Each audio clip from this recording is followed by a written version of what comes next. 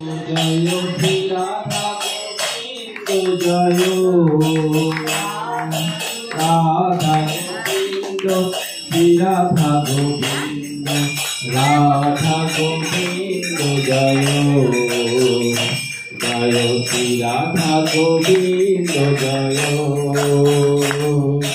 राधा गोविंद श्री राधा गोविंद राधा गोविंद जय जय श्री राधा गोविंद जय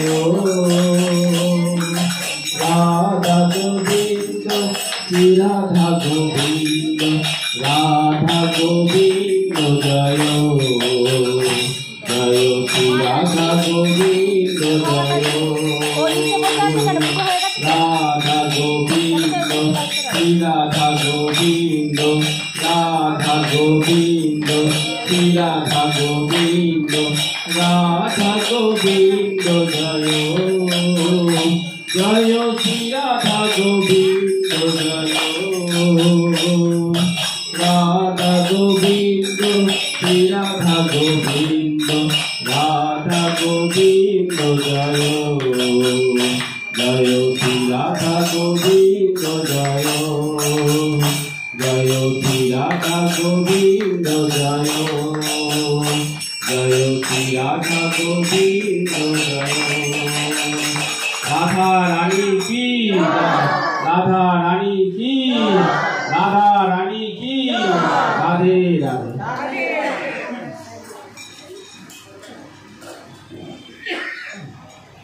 तो আমাকে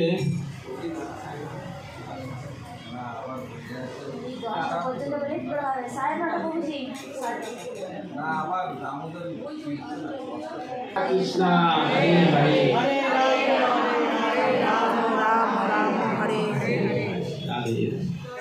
तो যাই হোক 1 ঘন্টা 15 মিনিট কি 1 ঘন্টা ওর মধ্যে লীলা সমাহিত করবো, বিরাম দেবো, তারপরে আবার কোনটি হলে ভাগবতের লীলা।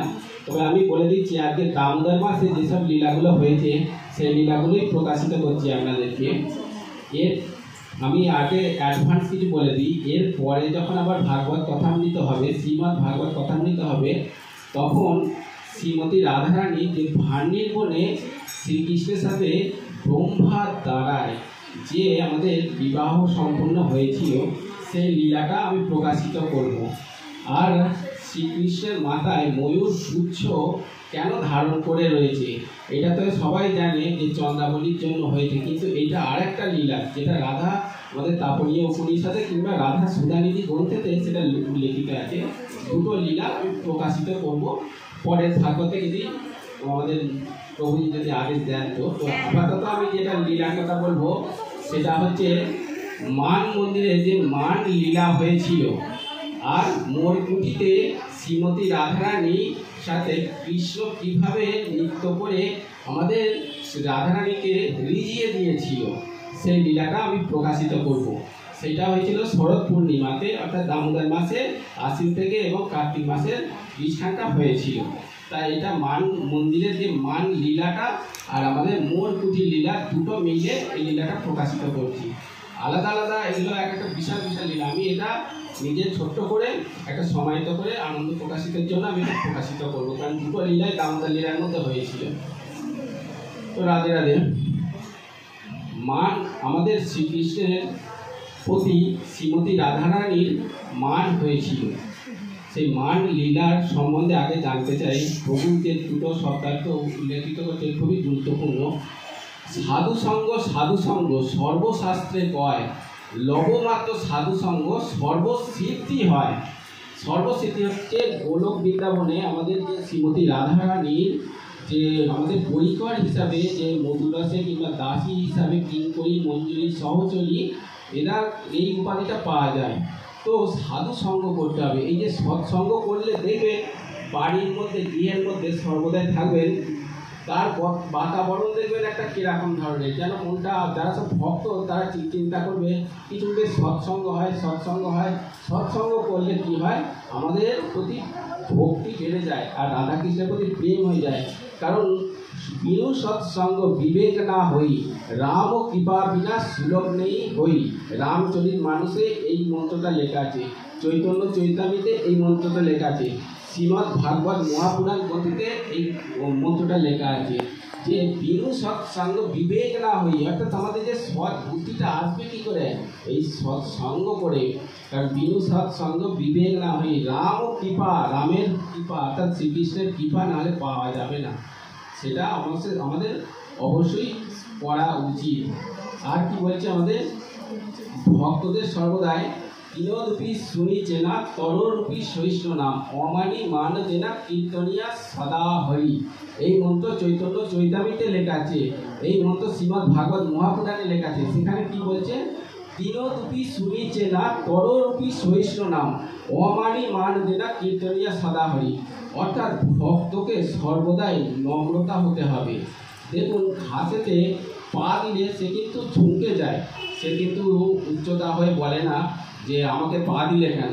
গাছকে ঢিলা মারে ফল পাড়ার জন্য, সে ফল দেয় কিন্তু সে কিন্তু নম্রতা হয়ে থাকে, সে বিক্ষেপ করে তাকে ঢিলা মারে না। হরিদাস ঠাকুরের একটা ইতিহাস দেখতে পাবেন, 22 বাজারে বেত্রাঘাত মেরেছে। চিন্তা করবেন এক একটা বাজারে তাকে বেত্রাঘাতের একটা যদি একটা মানুষকে মারা যায়, সে মানুষ মারা যাবে। সেই বাজারেতে বেত্রাঘাত মেরেছে কিন্তু ভগবানের নাম সে ছাড়েনি, কিন্তু সে তিনরূপী শুনেছে না, সেই ভক্তই হলে তবেই ভগবানের প্রতি শরণাপন্ন হওয়া যায়, না হলে হওয়া যায় না। কেউ কিছু বললে তাতেও রাধে রাধে, কেউ কিছু কটু কথা বললে তাতেও রাধে রাধে। কবির দাসের দোহা একটা আছে যে নিন্দাক নিয়ারে রাখিয়ে আঙ্গন কুটি ছাওয়ায় বিন পানি সাবন বিনা নির্মল কারে সুহায়। এটা ভক্তমাল চরিত্রেতে নাভা গোস্বামী কে হয়ে এসেছিল, ব্রহ্মাদেব, এক হরিদাস ঠাকুর হয়ে এসেছিল। আর কলিযুগে আমাদের ভক্তমাল চরিত্রতে আমাদের ব্রহ্মাদেব লিখে দিয়েছে যে সেখানে আমাদের ভক্তমাল চরিত্রে লিখে দিল যে নিন্দাক নিয়ারে রাখিয়ে, যারা নিন্দা করে দেখবেন ভক্তদের প্রতি সবসময় হাসি ঠাট্টা করে, দেখো দেখো এরকমভাবে কীর্তনে যাচ্ছে, কত রকম লাঞ্ছনা শুনতে হয়। তো সেটা ভাবে না, তাকে কি করবেন, তাকে নিন্দা নিয়ারে রাখিয়ে আঙ্গার কুটি ছাওয়ায়, তাকে ঘরের সামনে একটা কুটির বানিয়ে রেখে দেবেন। রেখে দিয়ে কী করবেন শুনুন, আমাদের সাবুন দিয়ে কি করা হয়, গায়ের ময়েল দূরীভূত হয় জলের দ্বারায়, তেমনই উনি যে আমাদের কথা নিন্দা চুগলি কথা বলে, আমাদের যে পূর্বজন্মের পাপ রয়েছে সেই পাপগুলো অটোমেটিক তার অন্তরের মধ্যে চলে যাবে। আর এই বৈষ্ণবের যে অপরাধ, নাম অপরাধ সর্ব অপরাধের মধ্যে শ্রেষ্ঠতা, অতএব তাকেও রাধে রাধে, আর যাই ভালো বলবে তাকেও রাধে রাধে, ঠিক আছে। সেই জন্য নিন্দা নিয়ারে রাখিয়ে আঙুল কুটি ছাবায়, তাকে এইভাবে আঙুলের সামনে রেখে দেবেন। ভাববে না যে ও সর্বদাই এরকম নিন্দা করছে, ভাবে এটা রাধারানীর কৃপা, আমাদের যাতে মনের মধ্যে অহংকার না আসে, সর্বদাই সবার অন্তরের মধ্যে রাধা কৃষ্ণকে দর্শন করবে, আর সর্বদাই শাসে রাধে রাধে বলতে চলবে। যে যা বলছে চলুক, এটা ভিড়ভাট্টার জায়গা মায়ার জগতে, কত রকম কত ভক্ত, কেউ সাধুবাদ জানাবে, কেউ ভালো বলবে, কেউ নিন্দা করবে, কেউ গালি দেবে, তাকেও রাধে রাধে, আর যে ভালো বলবে তাকেও রাধে রাধে, ঠিক আছে। সবাই মিলে আবার হাত তুলে রাধে রাধে রাধে রাধে রাধে রাধে। এবার আসুন, আমাদের বৃন্দাবনেতে 3টে পর্বত রয়েছে। কী কী পর্বত আমি আপনাদেরকে শুনিয়ে দিচ্ছি। প্রথমত 84 কোষ যে ব্রজমণ্ডলটা বৃন্দাবন তখন ছিল, তো বর্তমানে ধীরে ধীরে সেটা বারসানা ধামে এসছে। রাবল গায়ে শ্রীমতী রাধারানীর জন্মস্থান। বারসানা ধাম হচ্ছে আমাদের শ্রীমতী রাধারানীর, বর্তমানে যখন শ্রীকৃষ্ণ গোকুল ছেড়ে বৃন্দাবনে আসে তখন শ্রীমতী রাধারানী আমাদের রাবল গায়ে থেকে কোথায় এলো, বারসানা ধামেতে। আমাদের যে শ্রীকৃষ্ণ যে পর্বতে থাকতো সেটা হচ্ছে নন্দীশ্বর পর্বত রয়েছে, সেটা হচ্ছে শিবের পর্বত রয়েছে। সেখানে হাজার হাজার বছর তপস্যা করে সেই পর্বতে শ্রীকৃষ্ণ আমাদের গৃহে নির্মাণ করে, অর্থাৎ নন্দ মহারাজ গৃহ নির্মিত করে সেখানে লীলা প্রদানের জন্য আমাদের শিব ভগবান তপস্যা করে সেই পর্বতের মধ্যে নিবাস এখনো পর্যন্ত করছে। আরেকটা কী করছে, আমাদের গোবর্ধনের কাছে হচ্ছে নারায়ণ পর্বত যেটা বলা হয়, ঠিক আছে। আর আমাদের বারসানা ধামে বার্সানা ধামেতে যেটা রয়েছে সেটা হচ্ছে ব্রহ্মচল পর্বত। সেটা ব্রহ্মাদের আমাদের 4 মুখ রয়ে থাকে। এই মুখের মধ্যে আমাদের মান সরোবর লীলা, ওখানে এক গেহবার বন আছে। সেই গেহবার বনেতে সর্বদাই শ্রীমতী রাধারানী ওখানে ঝুলনঝোলায় ঝুলতো, শ্রীকৃষ্ণ তাকে ঝুলনঝোলায় দিত। আর আমাদের ললিতা, বিশাখা, অষ্টপটরানী শ্রীমতী রাধারানীকে তাকে সুখ প্রদানের জন্য কখনো কখনো কদম্ব ফুল, কখনো কখনো চম্পক ফুল, কখনো রজনীগন্ধা, গাঁদা ফুল সব দিয়ে তাকে মালা গন্থন করে শ্রীমতী রাধারানী বেনিতে দিত। কখনো শ্যামসুন্দর শ্রীকৃষ্ণকে, শ্যামসুন্দর আর রাধারানীকে গলায় বৈজন্তিক মালা পরাতো, কখনো বা তাদেরকে কীর্তনাদি করাতো, কখনো বা তাদেরকে চামর ব্যঞ্জন করতো। এইভাবে লীলা প্রদান করে তাকে সুখ অনুভূতি দিত। গেহবার বনে সেখানে লীলা প্রচুর রয়েছে। তার মধ্যে একদিন শ্রীমতী রাধারানী এই গেহবার বনেতে আমাদের যে বীণা নিয়ে আমাদের কীর্তন করছে, শ্রীকৃষ্ণ নিয়ে কীর্তন করছে।